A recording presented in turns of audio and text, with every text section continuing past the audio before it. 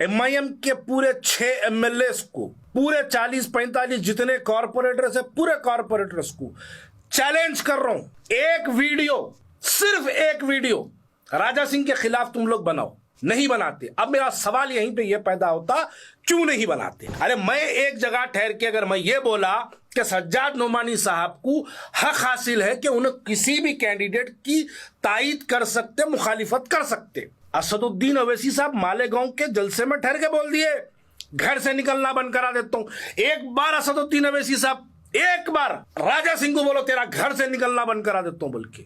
आपकी लड़ाई मुसलमानों से है, आपकी लड़ाई। मैं वीडियो बनाया तो मेरे खिलाफ पूरे पेड़ मुरीदा वीडियोस बनाते। अरे तुम लोग एक बार राजा सिंह के खिलाफ वीडियो बनाओ। जितने मां बहन की गाली मेरे को दी जाती, जमात के खिलाफ बोलने वालों को दी जाती, अरे तूरे बोल के दिखाओ रे, अरे तूरे बोल के दिखाओ।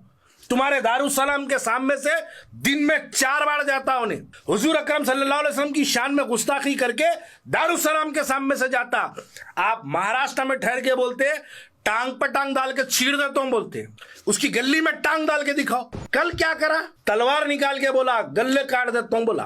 कहां है हमारी क़यादत? उठो, जाओ एफआईआर कराओ उसके ऊपर, जाओ उसके खिलाफ में एहतजाज दर्ज कराओ। नहीं कराते। क्यों? सियासी तौर पे राजा सिंह को जिंदा रखने वाली क़यादत का नाम मजलिस इत्तेहादुल मुस्लिमीन है। अरे मैं वाज़ेह तौर पे कह दूं, एमआईएम के 7 नहीं, एमआईएम के 8 एमएलए है और 8वें एमएलए का नाम राजा सिंह है। आज मैं जिस शख्स के ताल्लुक से बात करने वाला हूं, उस शख्स का नाम लेते हुए जबान पे बड़ी जो है शर्मिंदगी होती है, क्योंकि वो इतना गंदा और इतना नापाक इंसान है। लेकिन तो है तो दारुसलाम का एमएलए। दारुसलाम का एमएलए का मतलब वो गोशा महल का एमएलए है। मैं इस वीडियो के सुनने वाले नाजरीन को ये बात जरूरी समझता हूं बताना कि दारुसलाम जिस विधानसभा, जिस एमएलए कॉन्स्टिट्यूंसी में और जिस पार्लियामेंट कॉन्स्टिट्यूंसी में आता है, उसका नाम गोशा महल है। और दारुसलाम का जो एमपी है, वो एमपी का नाम असदुद्दीन ओवैसी है। तो असदुद्दीन ओवैसी साहब के अगर 7 एमएलए है तो 8वें एमएलए का नाम राजा सिंह है, जो गोशा महल का एमएलए है। अब मैं आज खास तौर पे क्यों इसके मुतालिक वीडियो बना रहा हूं, क्योंकि मैं कल उसकी एक वीडियो देख रहा था, जिसके अंदर मैं अगर वो वीडियो में उसने क्या क्या कहा आपके बारे में अगर मैं बोलूं तो शायद मुरीदा मेरे नाम से पुलिस स्टेशनों को भागते, बिलाल ऐसा बोला, बिलाल ऐसा बोला बोल के। क्यों बिलाल ऐसा बोला बोल के भागते? अब यहां गौर करने वाली बात यह है कि बिलाल अगर ऐसा बोला तो एफआईआर कराते, सैयद सलीम अगर ऐसा बोला तो सैयद सलीम के घर पे जाके 150 एमआईएम के लोग हमला करके दरवाजा तोड़ते। अगर कोई और ऐसा बोला, इमरान के नाम से, अगर कॉलर इमरान के नाम से कोई अगर बोला तो उसके घर में जाके उसकी वालदा के सामने घर पे हमला करते, उस बच्चे को मारते। पुलिस स्टेशनों में एमएलए बैठ के एफआईआर बुक कराते, गिरफ्तारी का मुतालबा करते।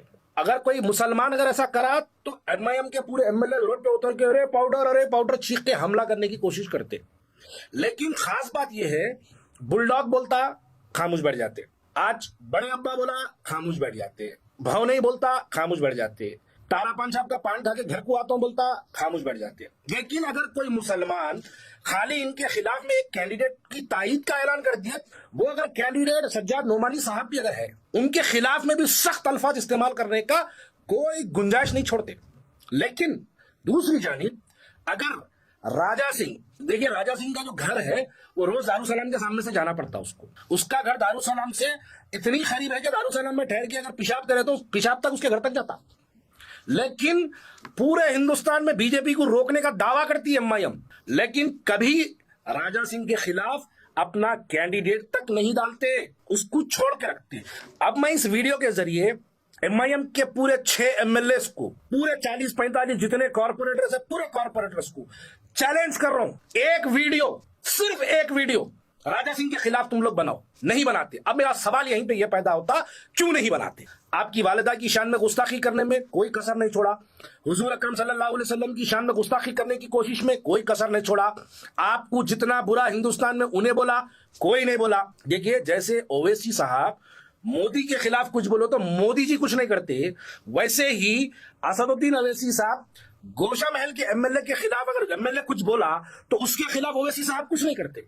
अरे हम जानना चाहते, बताइए क्यों नहीं करते। अरे मेरा सवाल है, अरे मैं एक जगह ठहर के अगर मैं ये बोला कि सज्जाद नोमानी साहब को हक हासिल है कि उन्हें किसी भी कैंडिडेट की तायीद कर सकते, मुखालिफत कर सकते, असदुद्दीन अवैसी साहब मालेगांव के जलसे में ठहर के बोल दिए घर से निकलना बंद करा देता हूं। एक बार असदुद्दीन अवैसी साहब एक बार राजा सिंह को बोलो तेरा घर से निकलना बंद करा देता हूं। बल्कि आपकी लड़ाई मुसलमानों से है, आपकी लड़ाई। मैं वीडियो बनाया तो मेरे खिलाफ पूरे पेड़ मुरीदा वीडियोस बनाते।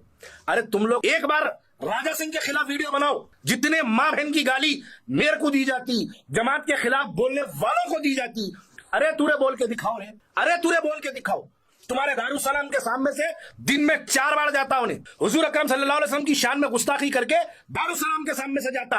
आप महाराष्ट्र में ठहर के बोलते टांग पर टांग डाल के छीलेगा, तुम बोलते उसकी गली में टांग डाल के दिखाओ। ये कई की नामर्दगी यार, वो किस बात की है। कल क्या करा, तलवार निकाल के बोला गले काट देता हूं। बोला कहां है हमारी क़यादत, उठो जाओ एफआईआर कराओ उसके ऊपर, जाओ उसके खिलाफ में एहतजाज दर्ज कराओ। नहीं कराते, क्यों? सियासी तौर पे राजा सिंह को जिंदा रखने वाली क़यादत का नाम मजलिस इत्तेहादुल मुस्लिमीन है।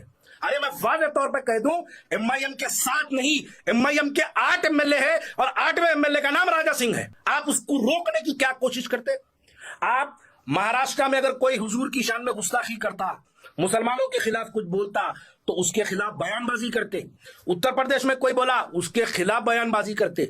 अरे राजा सिंह के खिलाफ क्यों नहीं करते? सीपी साहब से मैं गुजारिश करता हूं, हैदराबाद के हाल ही में मैं देखा एक एमएलए और एक कॉन्टेस्टेड एमएलए दोनों सड़क पे लड़ लिए थे, कैसा लाके हाथा बन के खड़ा कर दिया। मैं सीपी साहब से गुजारिश करता हूं, ये बदमाश एमएलए जो 8वां एमएलए है, ये 8वें एमएलए को भी बुलाओ आप अपने सीपी ऑफिस में और उसको भी पाबंद करो। हमको क़यादत से भरोसा नहीं है, हमारी क़यादत तो हर दौर में ऐसे लोगों को जिंदा रखी सियासी तौर पे।